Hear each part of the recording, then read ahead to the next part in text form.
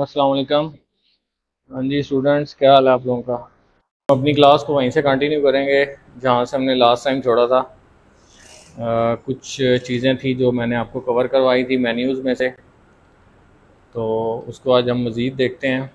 अच्छा, हम लोगों ने कवर किया था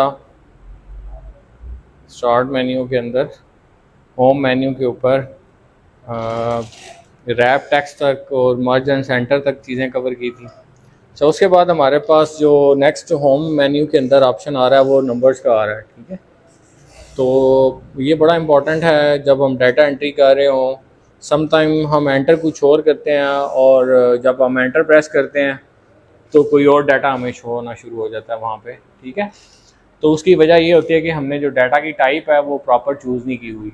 सम टाइम ये होता है कि आपने डाटा की टाइप चूज़ की हुई है डेट, और आप कोई नंबर एंटर करते हैं तो वो आपको डेट शो करने लग जाता है। ठीक है, और सम टाइम आप डेट एंटर करते हैं तो वहाँ पे नंबर शो होना शुरू हो जाता है। ठीक है, या वो क्या करता है कि डाटा को एक्सपोनेंशियल नोटेशन में कन्वर्ट कर देता है। ठीक है, तो उस सूरत में हमारा ये जो नंबर्स वाला सेक्शन है इसको समझना ज़रूरी है।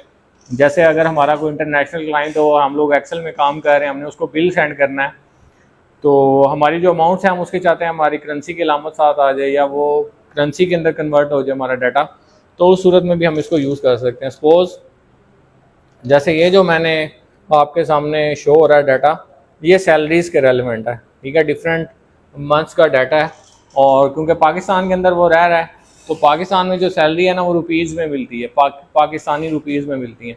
तो मैं अगर चाहूँ कि ये जो डाटा है जिसमें तकरीबन अभी मैंने जो सिलेक्शन किया है 20 के करीब मैंने रोज़ सेलेक्ट किए हैं, तो इनके साथ मैं चाहता हूँ कि पाकिस्तानी करेंसी की सिंबल आ जाए या डॉलर्स आ जाए या कुछ भी आ जाए, तो उस सूरत में मैं इस ऑप्शन को यूज़ कर सकता हूँ।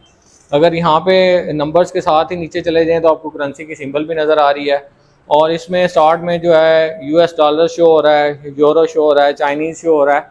तो हम इसके अंदर मोर अकाउंटिंग फॉर्मेट्स के अंदर चले जाएँ अगर, तो अकाउंटिंग के सामने रुपीज़ भी आपको शो हो रहा होगा, देखें RS शो हो रहा है आपको।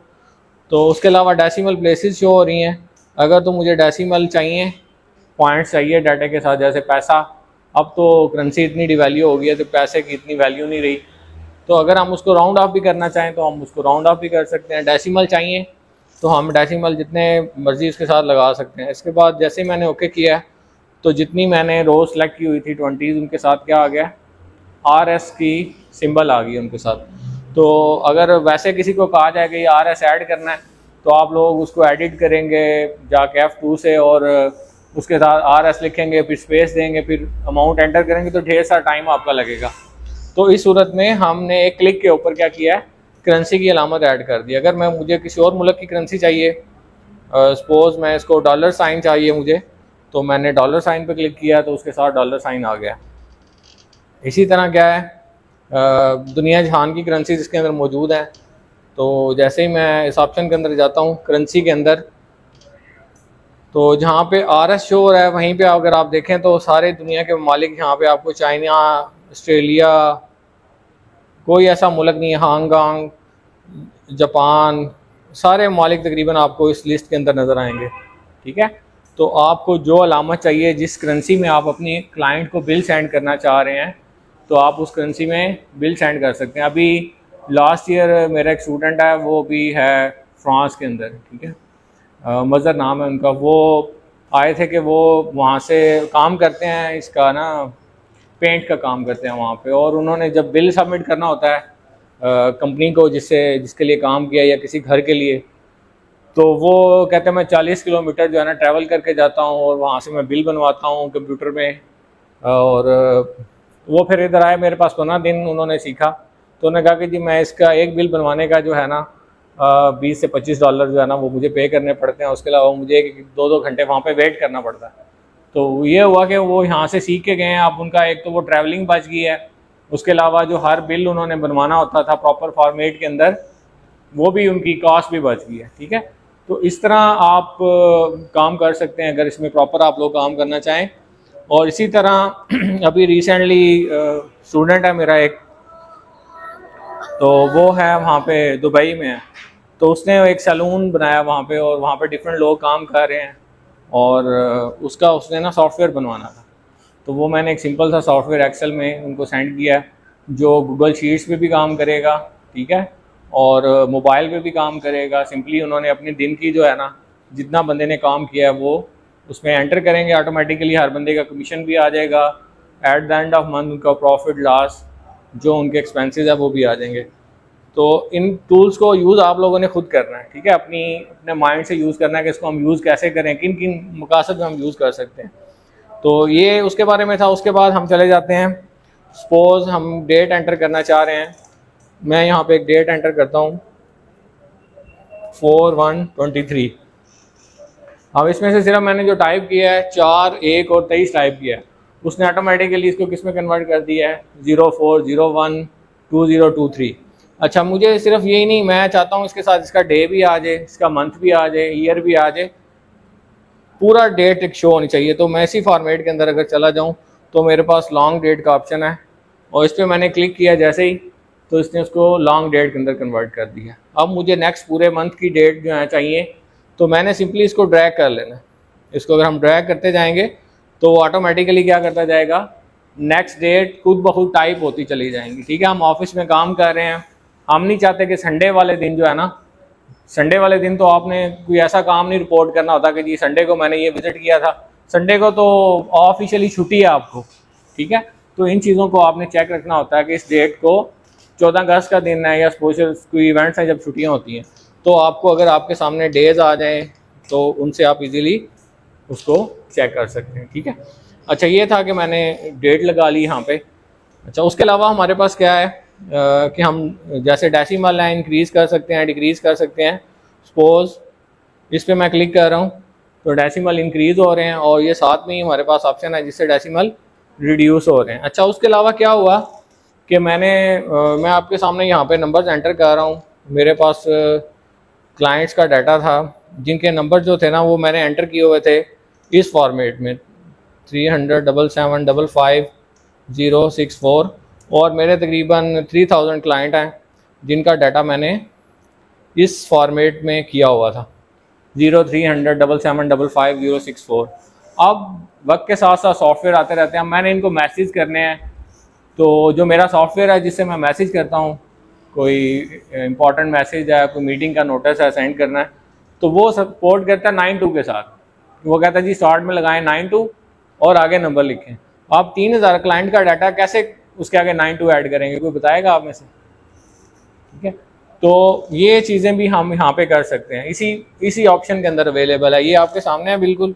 तो मैं नंबर्स में चला जाता हूँ, ठीक है, और इसमें मेरे पास कस्टम का ऑप्शन है, और इसमें ये 0 लिखा हुआ है जहाँ पे।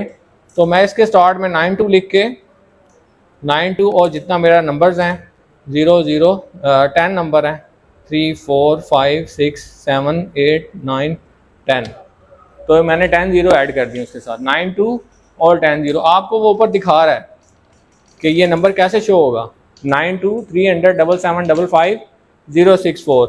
अब सिंपली इतना करने के बाद मैंने ओके प्रेस कर दिया है, तो आप देख रहे हैं कि इन नंबर्स के स्टार्ट में क्या ऐड हो गया, 92। अगर मुझे खुद से लिखना पड़ता, 3000 स्टूडेंट्स का डाटा है, तो मुझे ढेर सारा टाइम चाहिए और लेबोरियस काम है, ठीक है। तो ये छोटी छोटी चीज़ें हैं जो आप इनसे हेल्प ले सकते हैं। और उसके अलावा क्या है कि आप YouTube से भी हेल्प ले सकते हैं। आपको कोई स्पेसिफिक टास्क मिल गया है तो आपको नहीं समझ आ रही, तो आप YouTube पे लिखें, आपको ढेर सारी वीडियोस उस पर मिल जाएंगी। लेकिन यह कि अगर आपको बेसिक्स आती होंगी तो फिर आप उनको यूज़ कर सकते हैं। जैसे आप जिस स्टेज पे आप लोग अब हैं, अगर आप 0 पे हैं बिल्कुल, तो 0 से अगर आप चाहें कि मैं नेट से हेल्प ले लूँ तो उसमें थोड़ा मुश्किल होगा। लेकिन अगर आपने कुछ बेसिक्स पढ़ी हुई हैं, कुछ ना कुछ आपने कहीं से सीखा हुआ है, तो फिर ईजी हो जाएगा आपके लिए, ठीक है। तो ये था कि हम उसके स्टार्ट में नंबर्स कैसे ऐड कर सकते हैं, ये हमने नंबर्स के फॉर्मेट से सीखा। अच्छा, उसके बाद एक बड़ा इंपॉर्टेंट टूल है कंडीशनल फॉर्मेटिंग का। कंडीशनल फॉर्मेटिंग बेसिकली क्या होती है, जब हम किसी अपने टेक्स्ट को कलर दे रहे होते हैं, अंडरलाइन कर रहे होते हैं, बोल्ड कर रहे होते हैं, तो ये फॉर्मेटिंग हो रही होती है, ठीक है, या बॉर्डर लगा रहे हैं, तो ये सारी फॉर्मेटिंग होती है। अब हम चाह रहे हैं कि कंडीशन की बेस पे फॉर्मेटिंग हो। मेरे पास डिफरेंट तरह की कंडीशंस हैं, उसकी बेस पे मैं फॉर्मेटिंग कर सकता हूँ, हाईलाइट कर सकता हूँ सेल्स को, अपने डाटा में से डाटा फाइंड कर सकता हूँ। मिसाल के तौर पे मेरे पास यूनिवर्सिटी के आप लोग स्टूडेंट्स हैं, आपने यूनिवर्सिटी में ढेरों स्टूडेंट्स होते हैं। इवन अब भावलपुर जो इस्लामिया यूनिवर्सिटी भावलपुर है, आई थिंक वहाँ पे 60,000 प्लस स्टूडेंट्स हैं। इलामा इकबाल ओपन यूनिवर्सिटी है, वहाँ पे 2 लाख से ज़्यादा स्टूडेंट होंगे। इसी तरह जो बड़ी बड़ी यूनिवर्सिटियाँ हैं, किसी में 10,000 हैं, किसी में 20,000 हैं। इवन आप मंडी के कॉलेज में चले जाएँ जो लड़कियों का कॉलेज है, तो 3,000 प्लस आई थिंक वहाँ पे स्टूडेंट्स होंगी, या 5,000 के करीब स्टूडेंट्स होंगे वहाँ पे जो बड़े कॉलेजेस हैं। तो हमने स्टूडेंट्स में का डाटा एक्सट्रैक्ट करना है। स्टूडेंट का डाटा एक्सट्रैक्ट क्या करना है, मैं देखना चाहता हूँ कि टॉप के 100 स्टूडेंट्स कौन से हैं मेरे पास, उनको मैं हाईलाइट करना चाह रहा हूँ। ठीक है, मैं एवरेज वाले स्टूडेंट अलग करना चाह रहा हूँ, बिलो एवरेज वाले देखना चाह रहा हूँ, अबव वाले देखना चाह रहा हूँ, एक परसेंटेज अलग करना चाह रहा हूँ। तो एक सिंगल क्लिक के ऊपर आपका सारा काम हो जाएगा। ठीक है, मुझे ए ग्रेड वाले अलग करने हैं। ठीक है, एक स्पेसिफिक नेम वाले डाटा अलग करना है। मंडी भाउद्दीन के कितने स्टूडेंट्स हैं, फालिया के कितने स्टूडेंट हैं, मलकवाल के कितने स्टूडेंट्स हैं, अगर मैं उनको हाईलाइट करना चाहूँ। इसी तरह डुप्लीकेशन कितनी है, मैं अपने डाटा में से चेक करना चाह रहा हूँ कि ऐसी वैल्यूज़ तो नहीं है जो मैंने 3 दफ़ा एंटर की हुई हैं, 10 दफ़ा एंटर की हुई हैं। तो वो डुप्लीकेशन हम कैसे एंटर क्लिक कर सकते हैं, कैसे उनको ट्रेस कर सकते हैं, ये सारी चीज़ें हमें कंडीशनल फॉर्मेटिंग पे मिलेंगी। तो इसमें ही अभी हम चलते हैं, चूज़ करते हैं यहाँ पे आप किसी स्टूडेंट का हम प्रैक्टिकल ओपन करते हैं जो स्टूडेंट्स के रेलेवेंट है या क्लाइंट्स के रेलेवेंट है, उसको हम ओपन करते हैं। तो ये मेरे पास USB में डाटा है स्टूडेंट महानूर का, तो इसको अब हम ओपन करते हैं।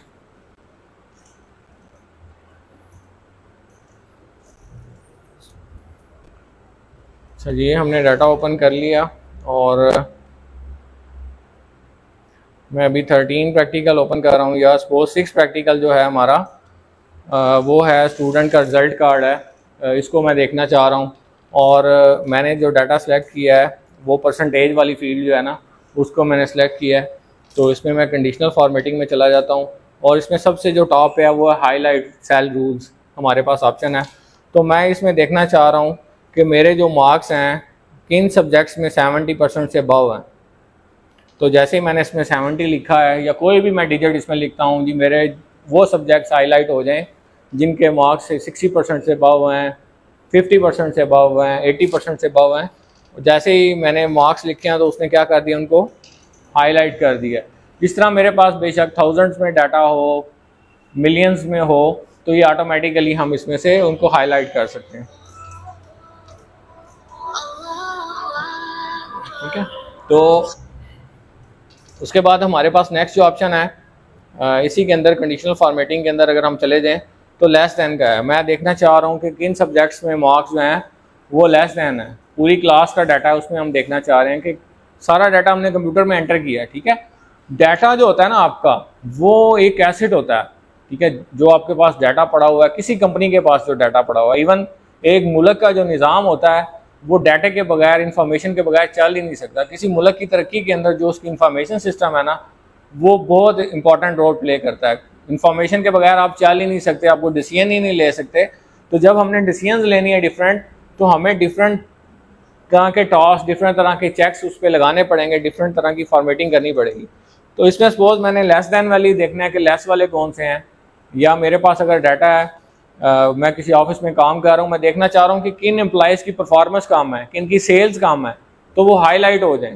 ढेर सारे लोग काम कर रहे होते हैं, ये नहीं 4-5 लोग काम कर रहे हैं, हज़ारों लोग, छोटी से छोटी कंपनी में भी 100-200 बंदा काम कर रहा होता है। ठीक है, तो उन सूरत में हम इन टूल्स को यूज़ कर सकते हैं। उसके बाद अगर हम कंडीशनल फॉर्मेटिंग में चले जाएँ, बिटवीन का है, हम देखना चाह रहे हैं कि इन दोनों के दरमियान कौन कौन से हैं। सपोज 1000 और 800 के दरमियान कौन से एम्प्लॉइज़ हैं जिनकी परफॉर्मेंस 70 और 60 के दरमियान है, कौन से हैं जो 60 और 50 के दरमियान है। तो ये हमारे पास डिफरेंट तरह की यहाँ पे ऑप्शन मौजूद हैं। जैसे इसने खुद से 2 फिगर लिए हैं कि 58 और 73 के दरमियान कौन कौन सी वैल्यूज़ हैं, तो ये उनको क्या कर देगा, हाईलाइट कर देगा। अच्छा, उसके बाद हमारे पास ये भी ऑप्शन है कि हम उनको किस कलर का हाईलाइट करना चाहते हैं, हम उनको रेड करना चाहें, ब्लू करना चाहें, येलो करना चाहें। ये डिफरेंट ऑप्शन हमारे पास यहाँ पे अवेलेबल है। अपनी मर्जी का भी आप कस्टम में जाके कर सकते हैं। अच्छा, उसके बाद अगर हम नेक्स्ट चले जाएं, इक्वल टू, मैं कहता हूँ जी वो अलग हो जाएं जिनमें मार्क्स 80 हैं, वो अलग हो जाएं जो 700 वाले हैं, वो अलग हो जाएं जो 600 वाले हैं, वो हाईलाइट हो जाएं। ठीक है, तो इस पर हम कर लेंगे। स्पेसिफिक कोई टेक्स्ट आ रहा है, मिसाल के तौर पे अनीस का नाम कितनी दफ़ा आ रहा है, वो हाईलाइट हो जाए। ठीक है, महानूर कितनी दफ़ा आ रहा है वो हाईलाइट हो, लाहौर कहाँ कहाँ पे आ रहा है वो हाईलाइट हो जाए, अमेरिका कहाँ कहाँ पे आ रहा है वो हाईलाइट हो जाए। कोई स्पेसिफिक टेक्स्ट है जिसको मैं हाईलाइट करना चाह रहा हूँ, तो इसके ज़रिए से भी मैं उसको क्या कर सकता हूँ, हाईलाइट कर सकता हूँ। तो इन टूल्स को आपने अपनी क्रिएटिविटी इंसान के अंदर पता कब आती है, जब इंसान काम करता रहता है। जैसे जैसे आप काम करते जाएंगे आपका एक्सपीरियंस ज़्यादा हो जाएगा, आपके अंदर क्रिएटिविटी आनी शुरू हो जाएगी। ठीक है, पहले दिन से कोई बंदा क्रिएटिव नहीं होता, लेकिन जो काम करता रहता है आहिस्ता आहिस्ता उसके दिमाग जो है ना खुलना शुरू हो जाता है, अल्लाह ताला उसको उसके अंदर आइडियाज़ आने शुरू हो जाते हैं। जहाँ पे इंसान अपनी सलाहियतें लगाएगा उस तरह की क्रिएटिविटी इंसान के अंदर आती चली जाएगी। ठीक है, जैसे माहौल के अंदर रहेगा वैसा हो जाएगा। तो माहौल का बड़ा असर होता है इंसान के ऊपर। कहते हैं ना, a man is known by the company he keeps. ठीक है, एक बंदा जो है वो अपनी आपने देखा होगा कि उसकी शक्ल सूरत भी वैसी हो जाती है। ठीक है, जैसे माहौल के अंदर वो रहता है, जैसे लोगों के साथ रहता है। जो बंदा जो है ना आइजी होती है जिसके अंदर, उसके चेहरे से अल्लाह ताला ज़ाहिर कर देते हैं। ठीक है, और जिसके अंदर जो है वो तकब्बुर होता है उसके चेहरे से ज़ाहिर होना शुरू हो जाता है। तो हमारे पास उसके बाद है डेट कोई आ रही है, उसको हमने हाईलाइट करना है। उसके बाद एक इंपॉर्टेंट चीज़ है डुप्लीकेट वैल्यूज़ में हाईलाइट करना चाह रहा हूँ। ठीक है, इस सूरत में हम इसको यूज़ कर सकते हैं। जैसे मैंने पेमेंट्स करनी है, ऑफिस में हम लोग 2-2 करोड़ के चेक्स होते हैं और उसमें ढेर सारे तकरीबन 200-300 स्कूल्स भी हैं, टीचर्स का उनको हम पेमेंट्स कर रहे होते हैं, उनके अकाउंट्स में भेज रहे होते हैं।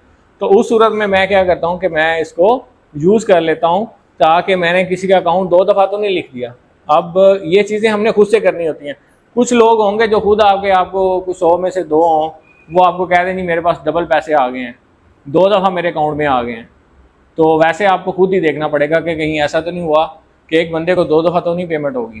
ठीक है, चेक हम लगाते हैं यूनिक वैल्यूज़ पे। यूनिक जैसे एक बंदे का CNIC है वो यूनिक है, या उसको हमने हर स्टूडेंट को एक यूनिक हमने रजिस्ट्रेशन नंबर अलॉट किया हुआ है, तो उस पर हम चेक लगा सकते हैं। उस कॉलम को हम सेलेक्ट करें और उसके बाद हम इस पर क्लिक कर दें अगर, कि हमें वो डुप्लीकेट जो है वो ट्रेस कर दे। उसमें ओके मैंने किया, इसमें कोई डुप्लीकेट नहीं है। अच्छा, यहाँ पे मैं इसके मार्क्स एंटर करता हूँ, मैंने चेक अभी लगा दिया है। ठीक है, जैसे ही मेरी डुप्लीकेशन आएगी वो ऑटोमेटिकली क्या हो जाएगा, हाईलाइट हो जाएगा। ठीक है, तो ये छोटा सा एक मैंने आपको बताया। उसके बाद हमारे पास नेक्स्ट अगर इसमें चले जाएं तो हाईलाइट के बाद हमारे पास टॉप 10 टॉपर्स हम देखना चाहते हैं क्लास में। टॉप के 3 कौन से हैं, टॉप के 5 कौन से हैं, जो आप जितना उसको वैल्यू देंगे। सपोज इसमें टॉप 10 लिखा हुआ है, मैं उसको कहता हूँ जी टॉप 2 चाहिए मुझे, तो ये टॉप के 2 हैं। इन सब्जेक्ट्स में इसके नंबर, हाँ ये 2 सब्जेक्ट हैं जिनमें इसके मैक्सिमम मार्क्स हैं। उसके बाद अगर हम चले जाएं इसी के अंदर वो 10% है, यानी कि टॉप के 1% चाहिए, उसकी परसेंटेज एक स्पेसिफिक चाहिए कि उनमें से 1% जो है ना टॉप के वो अलग हो जाए, 2% अलग हो जाए, 3% अलग हो जाए, तो वो हम इसको चूज़ कर सकते हैं। उसके अलावा हम बॉटम वाले देखना चाह रहे हैं कि क्लास में नालायक तरीन कौन से हैं। ठीक है, जो सबसे जिनका कम रिजल्ट आया है, जिनकी सेल कम है। ठीक है, ताकि हम उनको अलग से उनको टाइम दे सकें, उनसे पूछ सकें कि इसकी रीज़न क्या है, क्या स्पेसिफिक वजह है, कोई बीमार था, किसी का कोई घरेलू इशू था, किसी वजह से वो टाइम नहीं दे सका। इसी तरह के परसेंटेज में हम देखना चाह रहे हैं। ठीक है, कि बॉटम के जो 2% हैं, 5% हैं, वो कौन से हैं। अच्छा, उसके बाद हमारे पास है एवरेज। एवरेज जैसा क्या होता है जी, एवरेज क्या किसको बोलते हैं? किसी बंदे के बारे में कहते हैं ना ये एवरेज है, तो इसका क्या मतलब होता है? शाबाश, वेल डन।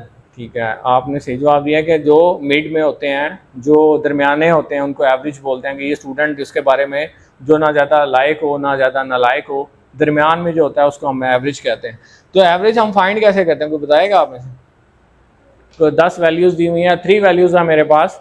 अगर कंटिन्यूस वैल्यूज़ हैं 1 2 3, इनकी एवरेज फाइंड करनी है, कैसे पता चलेगा जी? और कोई जी? अभी आप लोगों ने मुझे हिंट भी दिया है कि मिड वाली वैल्यू होती है। क्या एवरेज है जी?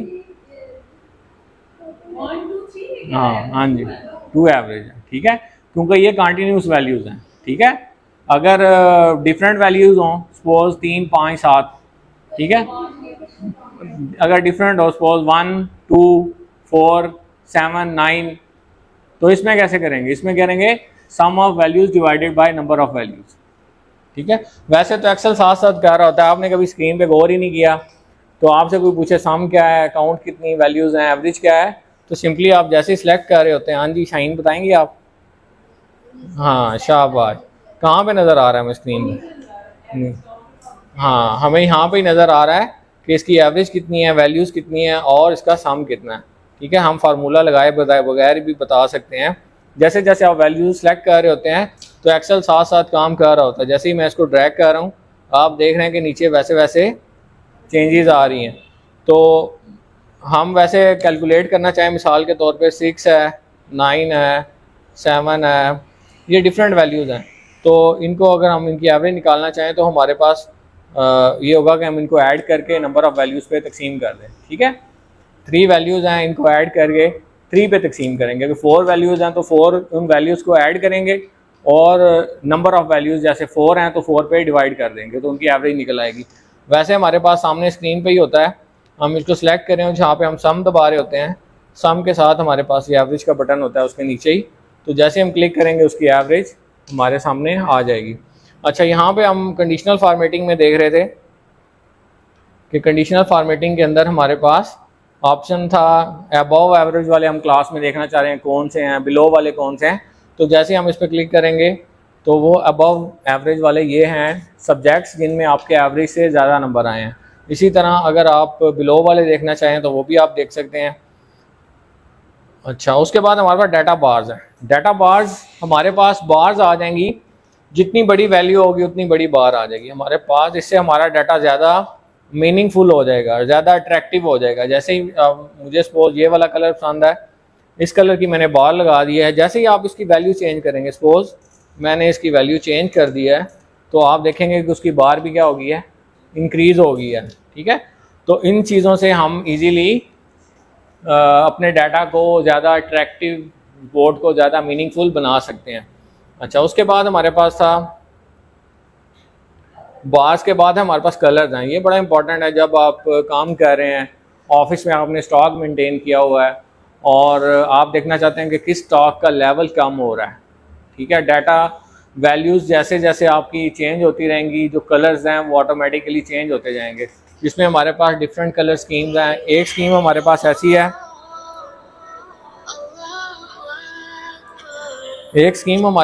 है, जिसमें हम जो बड़ी वैल्यूज़ हैं उसको ग्रीन कलर दिया हुआ है, जो मिड में है वो येलो हैं और जो एंड पे वैल्यूज़ चल रही हैं वो रेड हुई हुई हैं। अगर हम इसको अपने स्टॉक वाली, जहाँ पे हमने ऑफिस में स्टॉक रखा हुआ है और वहाँ पे हम एंट्री कर रहे हैं कि जैसे जैसे वैल्यूज़ कम होती रहेंगी, आपने एक शॉपिंग मॉल का बनाया था, शॉपिंग स्टोर का, तो अगर आप उस पर ये लगा देते हैं जिसकी वैल्यूज़ जैसे जैसे कम होती रहेगी, आपके सामने शीट ओपन है, आपको अंदाज़ा हो जाएगा कि ये स्टॉक ख़त्म होने वाला है, तो आप उस स्टॉक को ऑर्डर कर सकते हैं, मंगवा के रख लेते हैं, ताकि इन केस क्लाइंट आपके पास आए और आप उसको ये ना कहें कि मेरे पास ये चीज़ ही नहीं है।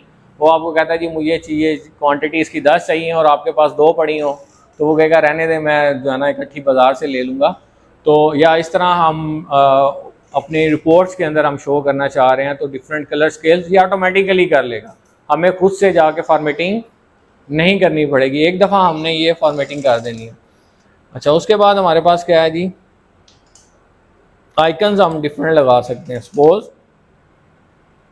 जैसे मैंने इस पर क्लिक किया तो इसमें आप देख रहे हैं कि डिफरेंट आइकन्स आ रहे हैं हमारे पास। ठीक है, जो हमारी जिनमें मार्क्स ज़्यादा हैं उनमें ये शो कर रहा है कि आपका आइकन ग्रीन कलर का है, जो मिड में है वो येलो कलर का है, और इसी तरह जो जिनमें मार्क्स कम हैं कंपैरिजन उसने खुद कर दिया है।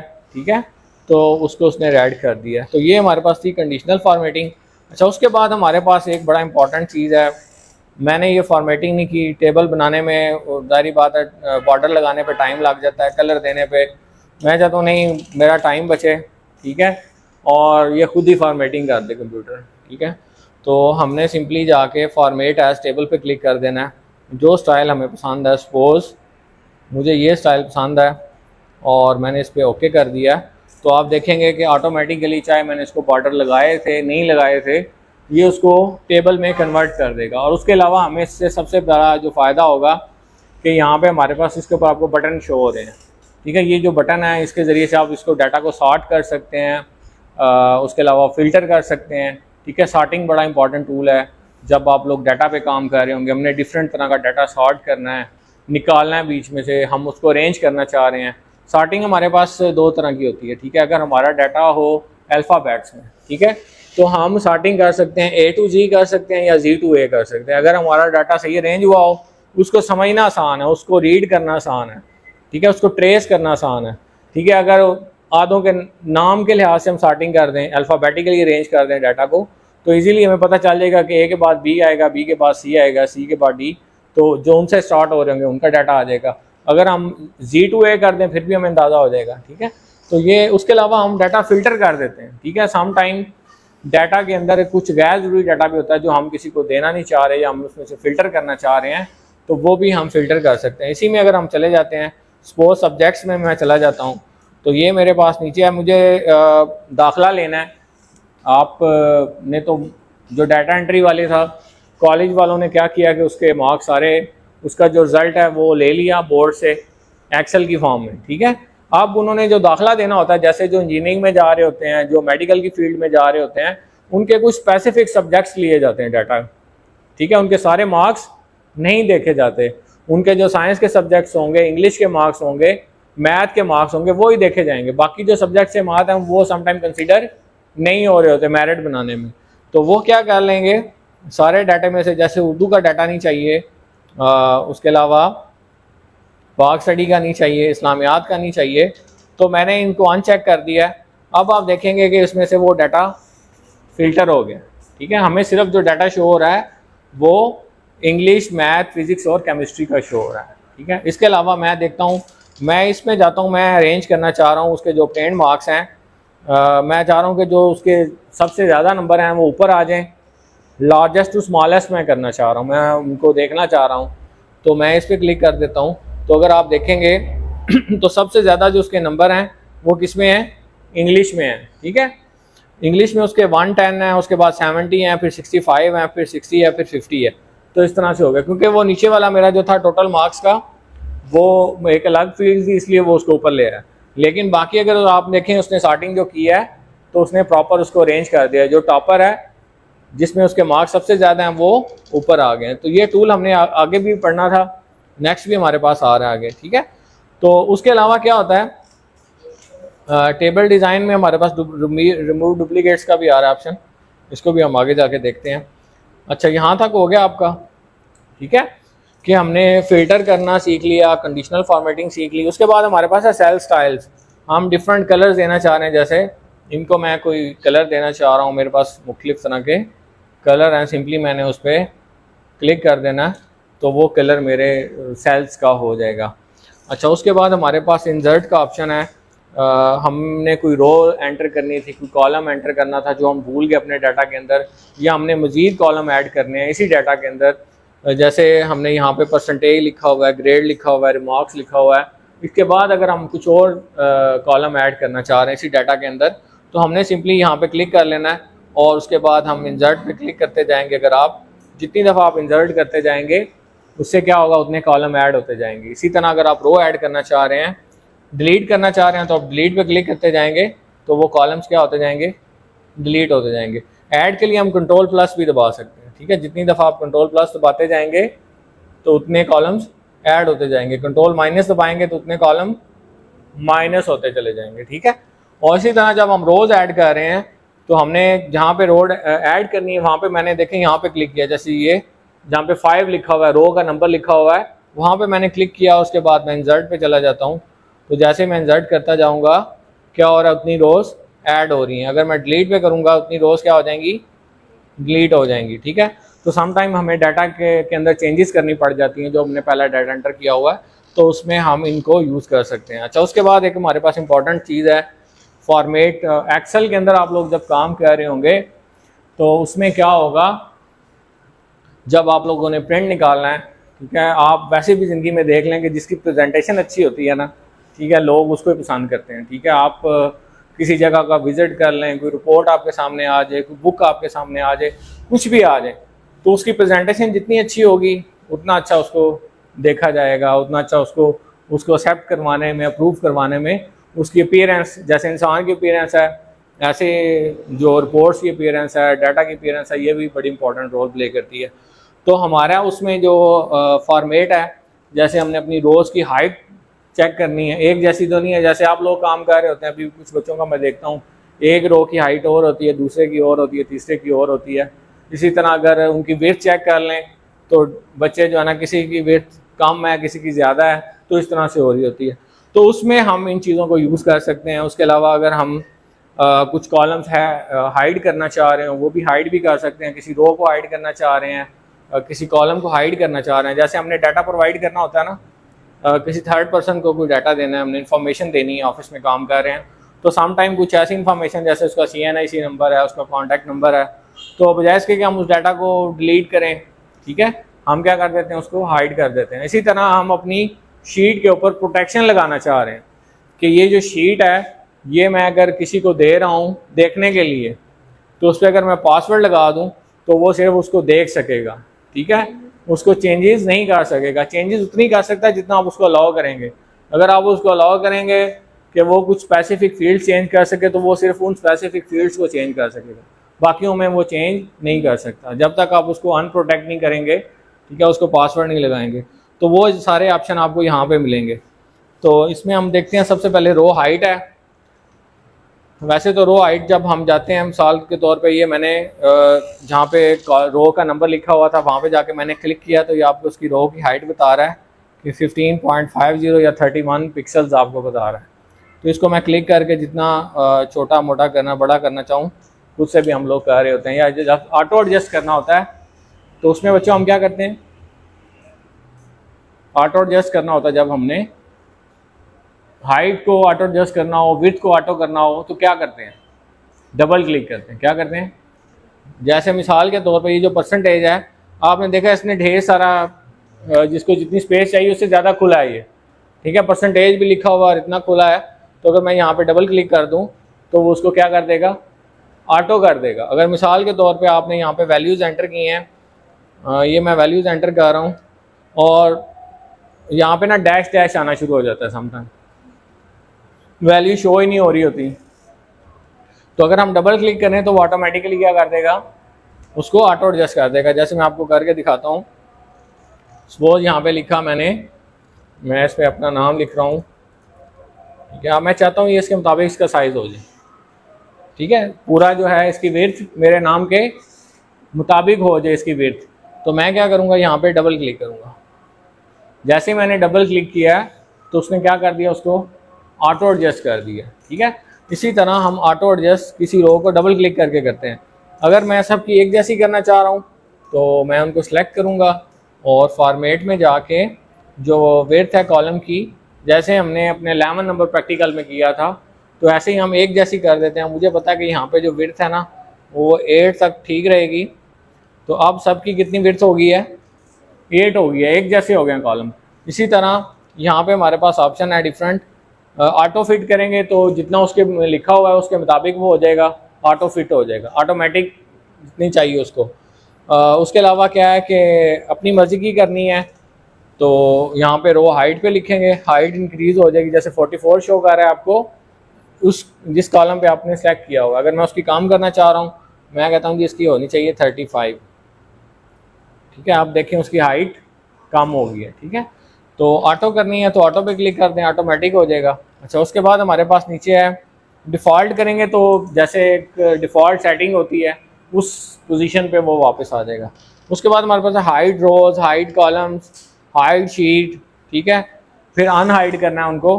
तो मैं चाह रहा हूँ कि ये जो है ना ऑब्टेन्ड मार्क्स का डाटा जो है ना ये ना शो हो, तो मैंने उसको सेलेक्ट किया और उसके बाद मैं फॉर्मेट में चला जाता हूँ और उसमें जाके हाइड पे जाके हाइड कॉलम, तो अब वो क्या हुआ है कि वो वाला कॉलम बीच में से हाइड हो गया। तो आप देख रहे हैं कि ABC के बाद क्या आ रहा है, E आ रहा है। अगर मैंने इसको वापस लेके आना है तो मैं इन दोनों को सिलेक्ट करूँगा और वापस फॉर्मेट में जाके अनहाइड कर दूँगा, तो उससे क्या हो जाएगा, वो वापस आ जाएगा, ठीक है। इसी तरह जो रो हाइड करनी है उस पर क्लिक करके उसको भी आप हाइड कर सकते हैं। अच्छा, उसके बाद हमारे पास ऑप्शन है नीचे रीनेम करना है, जो हम लोग यहाँ पे राइट क्लिक करके भी कर सकते हैं रीनेम, ठीक है। इसी तरह हाइड भी हम ऊपर भी क्लिक करके कर सकते हैं, राइट क्लिक करें यहीं पे तो आपके पास ऑप्शन है हाइड का, ठीक है। इसी तरह वापस लेके आना है तो दोबारा क्लिक करके राइट क्लिक करके अनहाइड उसको आप वापस भी लेके आ सकते हैं। वो हम वहाँ से भी कर सकते हैं, रीनेम हम यहाँ से भी कर सकते हैं। इसको राइट क्लिक करके इस शीट को, ये एक स्टूडेंट का रिज़ल्ट है सपोज, ये जो है ना ज़ैनब का रिज़ल्ट है, तो इसको हमने ज़ैनब का नाम दे दिया। इसी तरह अगर मेरी पूरी क्लास में स्टूडेंट्स के रोल नंबर हैं तो मैं इन सारी शीट्स को एक एक स्टूडेंट के नाम पे लिखता चला जाऊंगा, उस पर ईजीली मूव करना मेरे लिए आसान होगा। यहाँ पे प्लस के निशान से आप मज़ीद शीट्स ऐड कर सकते हैं, क्लिक करते जाएंगे, शीट्स ऐड होती चली जाएंगी आपके पास। तो उसको आप राइट क्लिक करके रीनेम कर सकते हैं, ठीक है। और उसके टैब को कलर दे सकते हैं, जैसे ज़ैनब को हम कलर देना चाह रहे हैं, यहाँ पे इसको हम ग्रीन कलर दे दें, ठीक है। तो ये एक टैब है जो ग्रीन कलर का है, ठीक है। इसी तरह डिफरेंट लोगों को डिफरेंट टैब्स हम दे सकते हैं। तो ये यहाँ से भी कर सकते हैं, फॉर्मेट में से जाके राइट क्लिक करके भी कर सकते हैं, ये हमारे पास है, यहाँ से भी हम कलर दे सकते हैं। और मूव और कॉपी का ऑप्शन यहाँ पे भी आ रहा है। और जब हम शीट पे क्लिक करते हैं राइट, जैसे इस पर राइट क्लिक किया तो ये आपके पास ऑप्शन आ रहा होता है मूव और कॉपी। तो इसका हमें क्या फ़ायदा होता है जी, कोई बताएगा आप में से? शाबाश, हम एक शीट की एक और कॉपी बनाना चाह रहे हैं तो उससे हम उसको मूव और कॉपी कर सकते हैं। जैसे हमने अटेंडेंस बनाई है इस मंथ की, अब नेक्स्ट मंथ हमने फिर अटेंडेंस बनानी है, उसमें हमने फार्मूलाज लगाए हुए हैं। ये एक स्टूडेंट का रिकॉर्ड है, उसका रिजल्ट कार्ड है, उसमें हमने फार्मूलाज लगाए हुए हैं। तो अब हम चाहते हैं कि वो अगली शीट पे हमें दोबारा से वो फॉर्मेटिंग ना करनी पड़े, तो हम क्या करते हैं, उसको राइट क्लिक करके उसको मूव और कॉपी हम कर लेते हैं। तो ये हमें फ़ायदा है। अच्छा, उसके बाद हमारे पास इसके में है प्रोटेक्शन का ऑप्शन, फॉर्मेट के अंदर ही ये आपको नीचे नज़र आ रहा है प्रोटेक्ट शीट, ठीक है। तो इसमें हम पासवर्ड लगा सकते हैं। मिसाल के तौर पे मैं यहाँ पे पासवर्ड लगा देता हूँ।